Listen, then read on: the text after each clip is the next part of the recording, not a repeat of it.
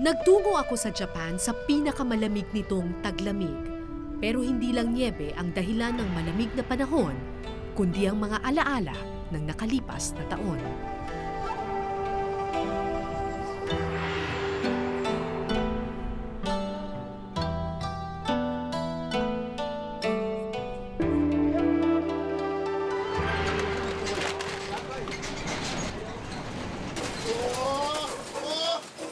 Isang taon nang nakakalipas mula nang maganap ang pinakamalakas na lindol sa Japan. Sa lakas ng magnitude 9.0, 6 na minutong niyanig ang buong Japan. 6 na minutong hindi nila malilimutan. こういう揺れは本当に初めてで、津波は来るんだろうなとは思ったんですけれども。This is your office? Si Shia Yanagita ay cameraman para sa isang TV station sa Kamaishi City sa Iwate Prefecture, isa sa mga lugar na pinaka-naapektuhan ng lindol sa Japan. Nasa loob siya ng kanilang opisina nang mangyari ang lindol. Nang tumigil ang pagyanig, dali-daling tumakbo si Shia patungo sa isang burol. Alam niyang may dilubyo pang kasunod ito. Mabuti na lang dito sa Japan, lahat ng mga bata, lahat ng mga residente, alam nila kung ano ang mga gagawin nila kapag nagkaroon ng earthquake. So, pag nagkaroon ng earthquake, sinasabi ka agad sa kanila, run to the highest place kasi posibleng magkaroon ng tsunami.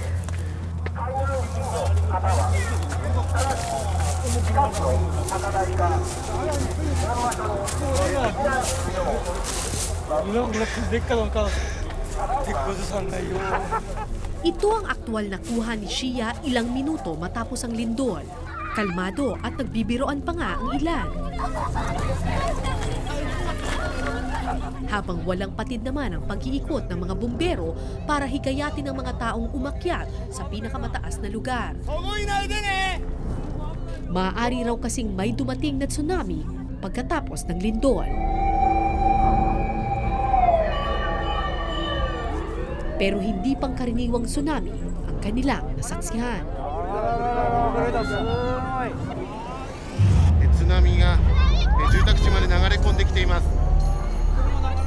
Gahiganteng mga alon ang lumamon sa buong syudad. Umabot ng mahigit 100 talampakan ang mga along dumagundong sa ibang lugar.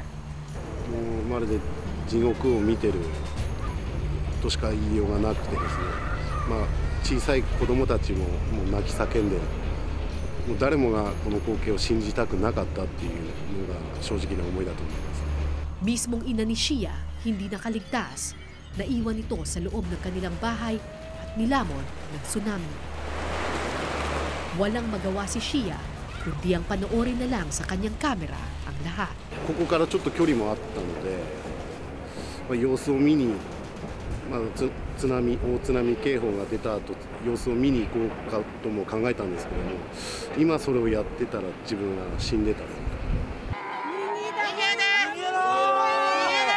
Habang kinukunan ni Shia ang tsunami, biglang nagsigawan ng mga tao. Isang babae ang naipit sa gitna ng kalsada.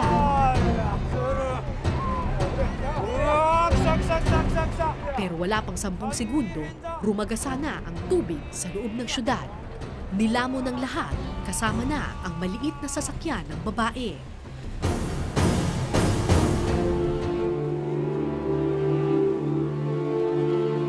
Akala ng lahat, namatay na ang babaeng nakilala bilang Mrs. Kikuchi.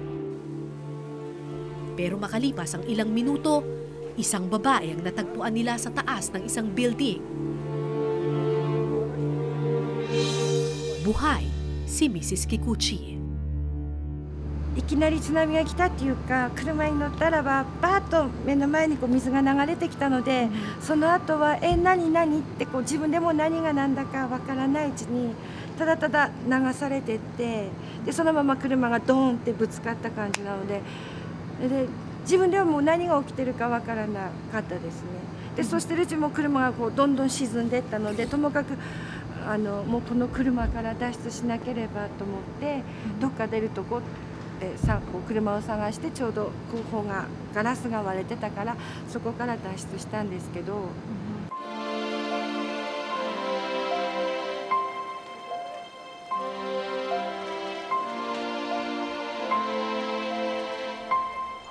Natrap sa loob ng kanyang kotse si Mrs. Kikuchi.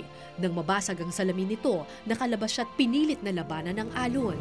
車から出てこう水面がもう水色になってて、もう完全に沈んだ時にこう上がった時瓦礫を掴んで、軽いとこうまた沈むんですよ。ブクブクブクブク沈んで、でまた掴んではこう沈んだ時にもうここが生死の分かれ目だなと思います。このままだともう自分は溺れて死んでしまうと思ったので、ダメだと思って頑張んなきゃと思ってこうまた登って掴んだらばちょうど丈夫な瓦礫だったので。 Nakaakyat sa pader si Mrs. Kikuchi hanggang nailigtas ang sarili.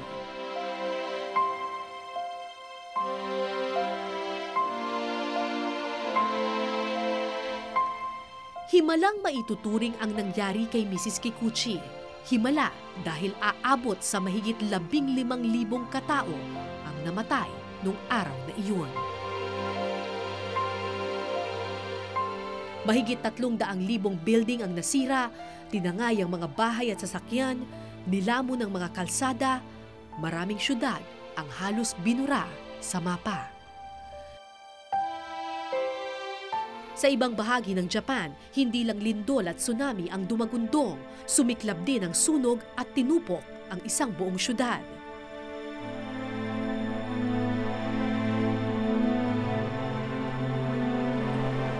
Makalipas ang isang taon, ito na ang itsura ng syudad ng Kamaishi.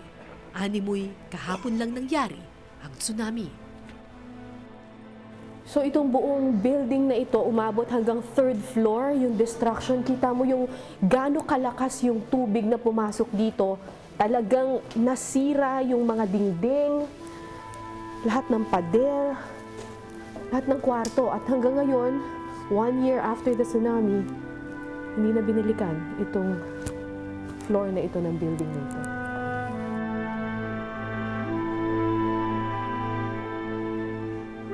Mahigit 1,000 ang namatay sa syudad na ito at ang iilang building na natira, inabandona na.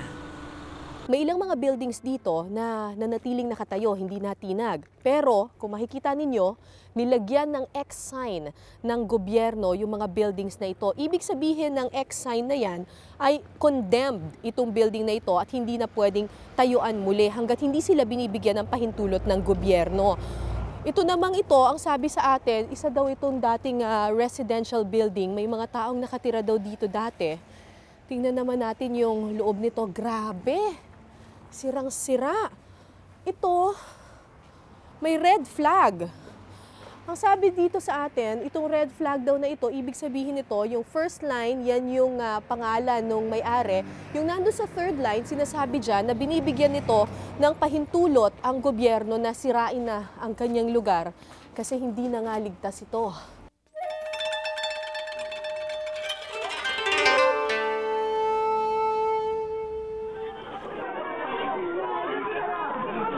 Pero hindi lang mga Hapon ang nakaranas ng delubyo. Yan yung unang-unang dating ng tsunami. Malayo pa yan.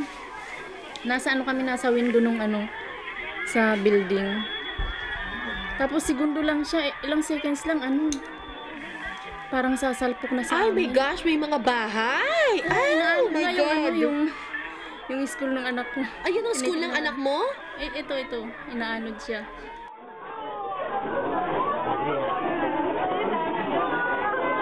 Nasaksihan ni Vicky ang paglamon ng tsunami sa kanilang bahay, eskwelahan at lugar ng pinagtatrabahuan. Maswerte siya at nakaakyat sila ng kanyang anak sa bubong ng isang building bago pa man lamunin ng tsunami ang kanilang syudad. Hindi, sabi ko, bakit Lord? Di ba sabi mo hindi mo na gugunawin ulit ang mundo? Pero may pag-asa pa rin ako. May pag-asa ka pa rin. Na. Naiiyak ka. Na makakaligtas pa rin kami. Kasi pagka ganun, wala ka naman makapitan eh. Siya talaga. Walang nagawa si Vicky noon, kundi ang tumawag sa Panginoon. Sabi ko, sige Lord, kung hanggang dito na lang yung buhay ko, sige, bahala ka na. At least may kasama ako sa isa sa pamilya ko, yung anak ko. Kasi hiwalay kami ng time na yun eh. Tapos naisip ko rin, kaya lang Lord, mga bata to maawa ka naman, sabi ko. Ligtas mo naman sila, isama mo na ako. Nang humupa ang alon, akala ni na Vicky tapos na ang kalbaryo. Pero hindi pa pala. Yung tangke ng barko, yung mga inaano nila, kinakarga na langis. Nung nagsalpukan yung mga barko, siyempre sumabog. So, dobleng trahedya. Actually, tatlo. Tatlo, lindol, Lindol. tsunami, sunog. Tapos sunog. Parang isang iglap lahat. Lahat ng trahedya pinagsama-sama.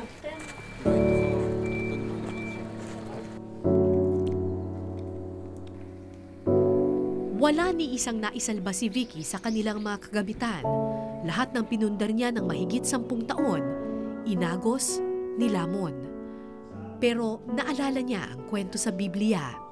At alam niyang sa kabila ng lahat, marami pa ring dapat ipagpasalamat. Tapos naisip ko, ay naku, lahat ng bagay talaga pag kinuha ni Lord, wala kang magagawa. Lahat pahiram lang talaga ito.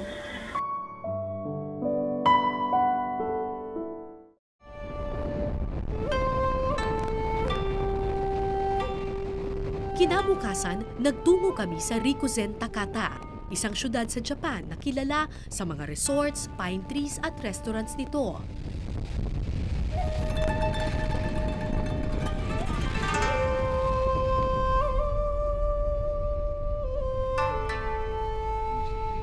Makalipas ang ilang oras, nagulat ako nang biglang tumigil ang aming sasakyan sa isang bakanting lugar. Narating na raw namin ang Rikuzen, Takata.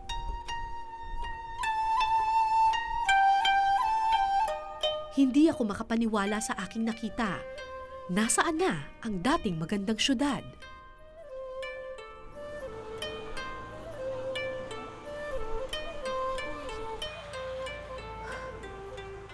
Napaka-bare kung titingnan mo. It's such a lonely street. Imagine mo na lang last year, itong kalye na to, magkabilaan, meron diyang mga bahay. Isa itong syudad. Pero ngayon wala ka na makikita.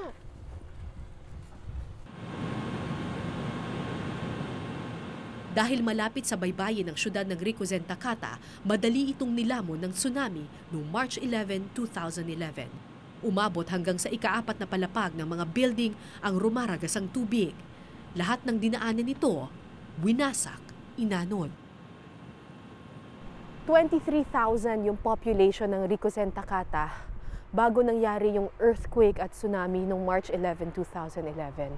Sa bilang na ito, 1,300 na tao ang namatay dito lamang sa syudad na ito. So lumalabas, 1 out of 20. Isa sa bawat 20 tao namatay.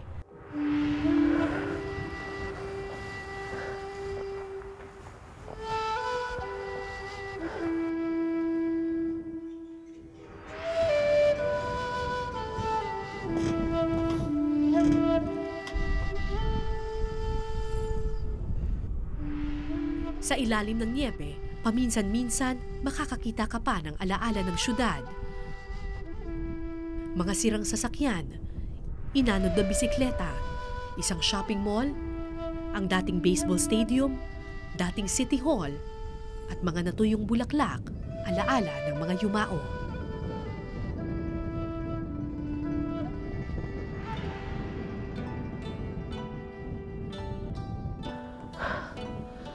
Ang lamig dito.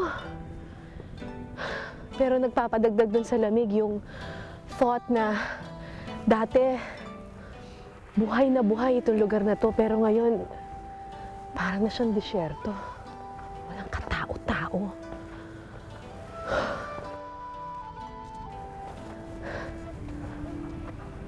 Saan ka man lumingon, malamig na katahimikan ang sasalubong sa iyo. Isang disyerto ng niebe, walang gumagalaw, maliban na lamang sa ilang truck at sasakyan sa tuktok ng isang animoy bundok. Nilapitan ko ang misteryosong lugar. Ang nakikita ninyo dito sa aking likuran, sa unang tingin nakala mo bundok ng basura. Parang Smoky Mountain sa atin sa Maynila, sa Pilipinas. Pero itong bundok na yan, Hindi yan bundok ng basura. Yan yung pinagsama-samang mga building, bahay, kotse, anumang natitirang alaala ng Rikuzen Takata. Hiniwalay ng gobyerno ng Japan ang mga debris mula sa tsunami sa iba't ibang tumpok. May tumpok para sa bato, meron para sa bakal, plastic at sa iba pa. Para siyang bundok ng mga alaala ng mga taong yumao.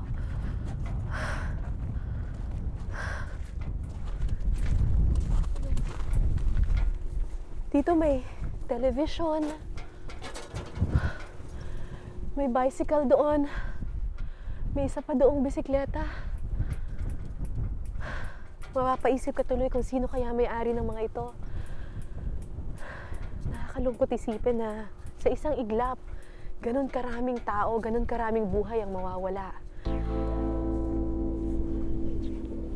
Kung ano-anong tanong ang naglaro sa aking isipan. Sino ang may-ari ng mga bagay na ito? May mga Pilipino ba na naapektuhan ng trahedya? Nasaan na ang mga Pilipino ng Rikuzen Takata?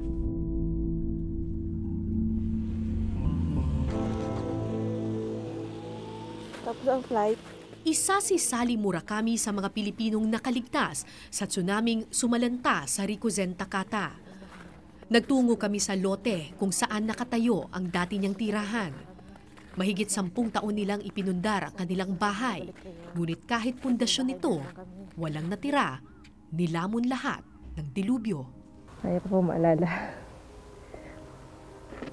Ayaw ko maalala yung dati dito. Sama lang po yung loob ko.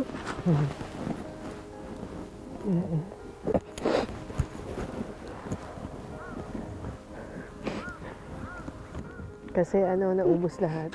Opo, wala man lang naitira sa amin.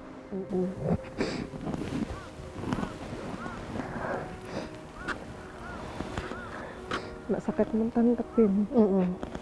Na wala nang magawa dahil mas malakas yung kalaban namin. Yun lang po, salamat kayo, buhay kami. At least buhay kayo. Opo, Kayo nung anak mo. yung buhay po kami lahat. Hanggang ngayon may trauma pa rin si Sally sa nangyari. Hanggang ngayon kasi may mga mahihinang aftershocks at lindol pa ring nararamdaman sa Japan. Noon daw, inisip niyang umuwi na lang sa Pilipinas.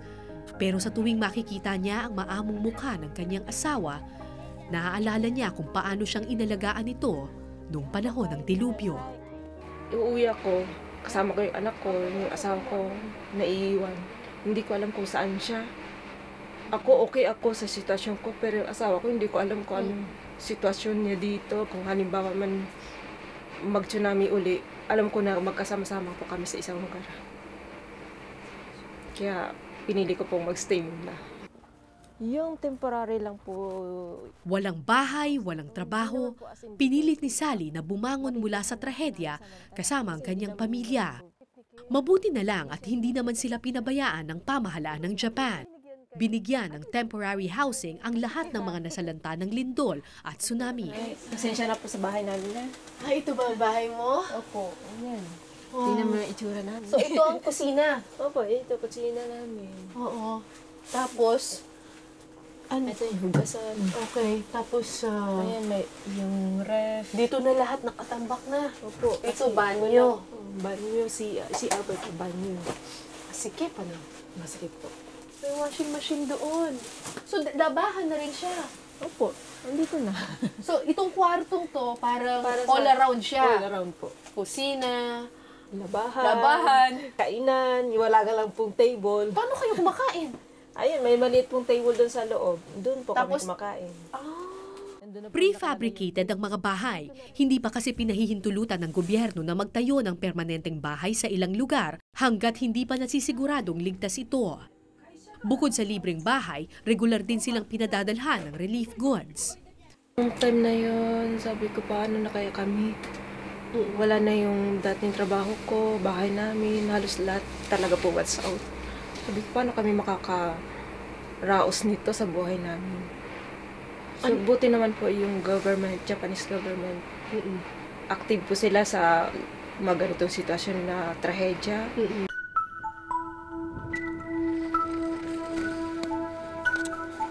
Bukod sa bahay, tinulungan rin silang makahanap ng bagong trabaho.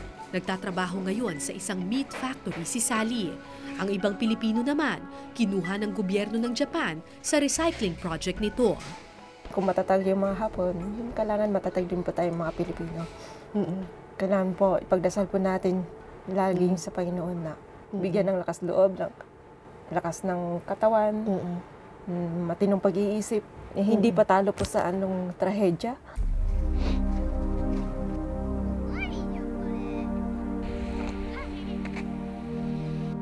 Batid nilang matagal pa bago tuluyang makakabangon sa trahedya ang Japan.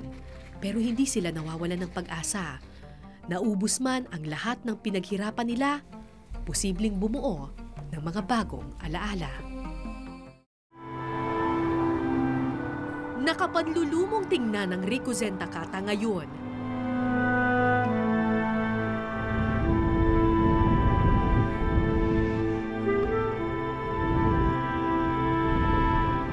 Halos wala nang natira sa dating tanyag na syudad sa Iwate, Japan.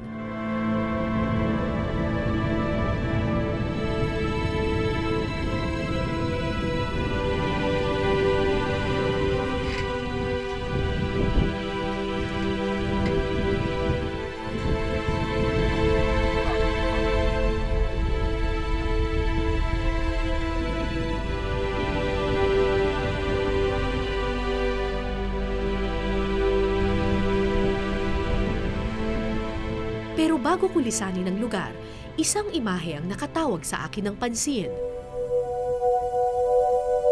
Sa gitna ng bundok ng basura at sira-sirang kagamitan, isang puno ang matatanaw. Ang Rikuzen Takata ay isang coastal community kung kaya isa ito sa mga pinakasinalanta ng tsunami dito sa Iwate Prefecture. Yung nakikita niyo sa aking likuran, yan yung dagat, yan yung ocean. Ngayon napakakalmado. Pero March 11, 2011, last year, umabot ng mahigit 45 feet ang taas ng alon dito. Katumbas ng isang 4-story building. Dati-rati raw, maraming mga pine trees dito sa Rikuzen Takata, mga 70,000 na mga puno.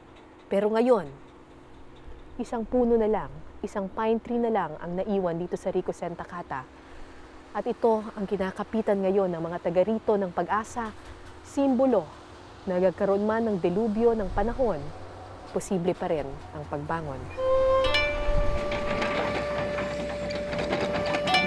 Masakit man sa mga taga-Japan ang nangyaring trahedya, binibigyan sila ng lakas ng nag-iisang punong ito.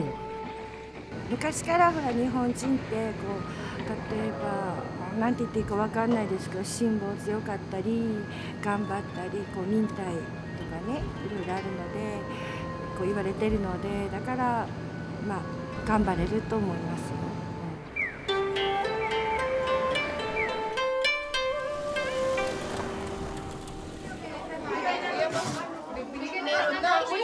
Kung anong tatag ng mga Hapon, siya namang tiyaga at tatag din ng mga Pilipino.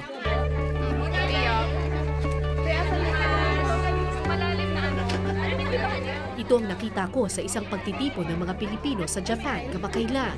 Marahil dahil sanay na rin tayo sa mga kalamidad, kaya anumang hirap ang pinagdaraanan, nakukuha pa nating ngumiti at magpasalamat.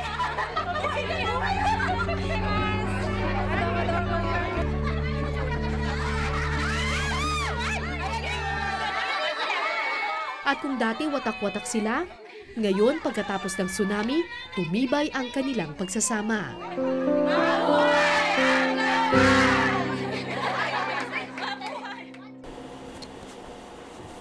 So tuwing kailan kayo nagre-record? Once a month. Once a month. Dalawang Pilipina ang nagtayo ng radio program para maabot ang mga kapwa nila Pilipino sa Japan. 5, 4.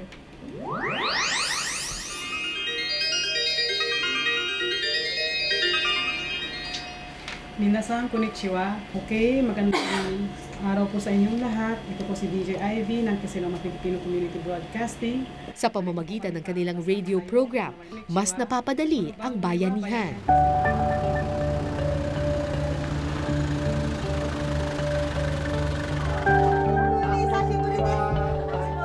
Noong araw na iyon, dumating din ang isang truck ng relief goods mula sa mga Hapon. Wala kasing ibang trabaho. Ito yung unang winter na after ng tsunami. So, may mga ibang kulang pa na mga kagamitan. So, yun yung kailangan na provide nila. Since wala nga trabaho, yung iba talaga hindi makabili ng mga gamit. So tuloy-tuloy, they still take care of you.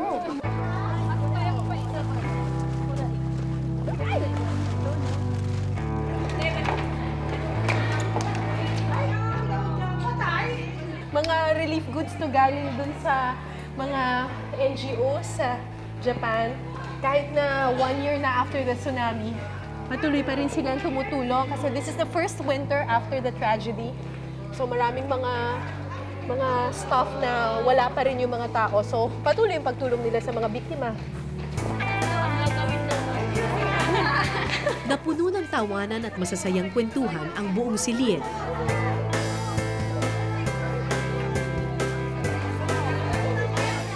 Sa gitna ng kanilang mga ngiti, bahagya akong nakalimutan ang lamig at lungkot ng mga syudad na sinira ng lindol.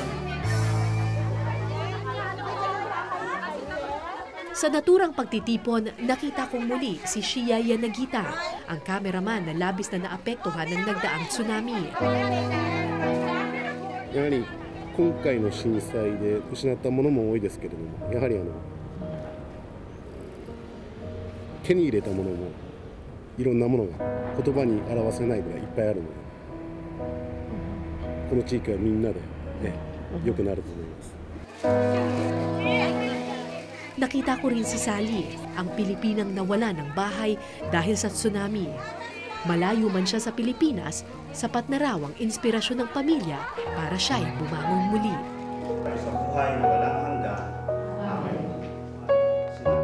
Bukod sa pamilya at kaibigan, may isa pa silang kinakapitan, ang pananalig sa Panginoon na nagbubuklod at nagbibigay sa kanila ng lakas ng loob. Hanggang ngayon, patuloy pa rin ang paglindol talaga. May mga lindol-lindol pa. So, makaraos kami sa mga lahat ng trauma na dinanas namin. Makakabangon. Na sana makabangon. At alam ko makakabangon sa tulong niya. Andyan siya na tumutulong talaga. Kumikilos. Ba't ka naiiyak? Kasi nararamdaman mo na gumalaw siya sa amin. Ang Panginoon. Paano gumalaw? Kasi nga, nagkaisa kami na sa hirap ng buhay namin ngayon, nakakaraos kami, na tinutulungan niya kami.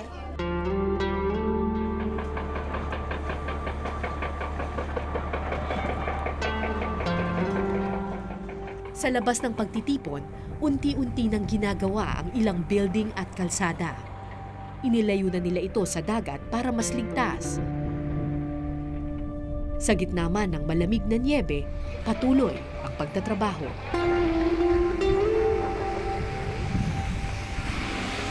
May mga sandbags na rin na nakalinya sa halos lahat ng highway at kalsada. Ito'y bilang paghahanda sakaling may dumating muling tsunami. At sa bawat kanto, ilang bandera ang makikita mo. Tinanong ko sa ilang Hapon kung ano ang ibig sabihin ng mga nakasulat dito. Ang sabi raw nito, hindi ako magpapatalo. Magkaisa, babangon tayong muli.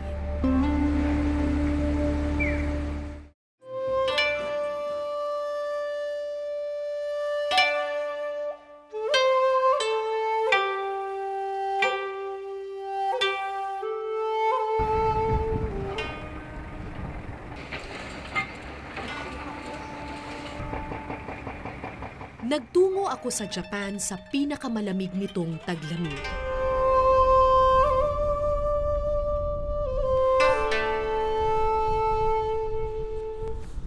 Saan ka man bumaling, ramdam mo ang lungkot at lamig ng trahedya. Pero minsan nang naisulat, hanggat naririto't buo ang daigdig, tagtanim at tag-ani ay palaging sasapit. May panahon para sa tag-araw. May panahon ng tag-init.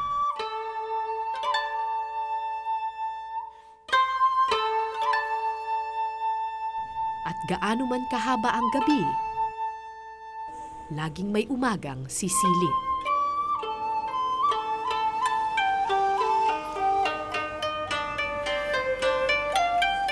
Isang iglap lang kinuha ni Lord, binawi lahat. Kaya lahat ng bagay dito, pahiram lang talaga yan. Kung dati man mapagbigay na ako, ngayon halos binibigay ko na sa kanila lahat. Kasi ganun yan eh. Ipunin mo man siya, kukunin din ni Lord yan kung ano. Kasi pahiram lang yan eh.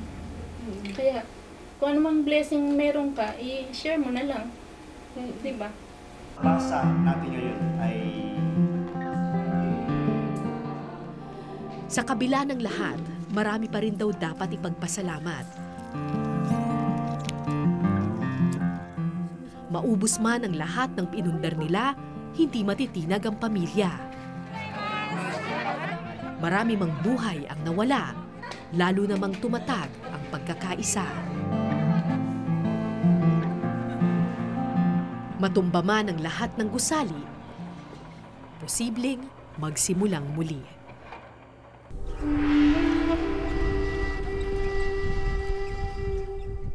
Nang lisanin ko ang Japan, nagsisimula ng matunaw ang yelo, hudyat ng muling pagsibol ng buhay.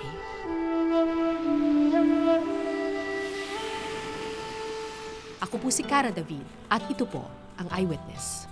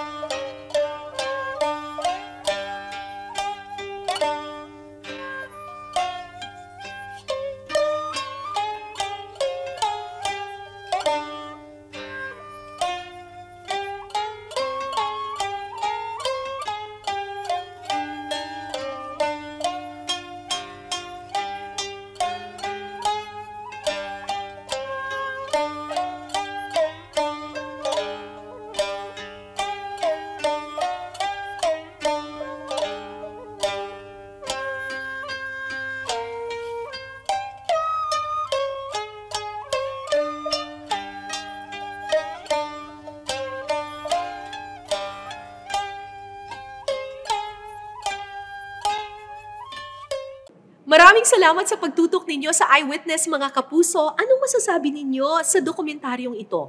I-comment nyo na yan. Tapos mag-subscribe na rin kayo sa GMA Public Affairs YouTube channel.